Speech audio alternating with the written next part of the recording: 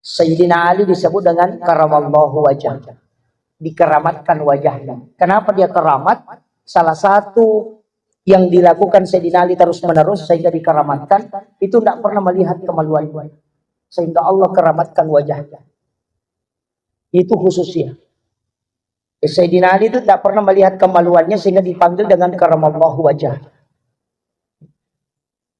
Kalau kita apa anunya orang kita mau lihat, banyak tidak keramat wajahnya. Ini yang parah. Kalau Abu Bakar itu dipanggil dengan As-Siddiq karena dia membenarkan peristiwa Isra dan Mi'raj. Kalau Umar dipanggil dengan Al-Faruq dari kata Furqan, bisa membedakan halal dengan haram. Itu. Kayaknya Umar itu Pak kalau makan makanan itu haram pasti dia muntahkan. Perutnya tidak bisa menerima makanan yang tidak halal. Itu Umar.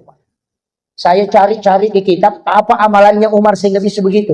Ternyata ada itu. Bismillahilladzi la yadurru ma'asmihi syai'un fil ardi wala bis samai wa huwas samiul alim.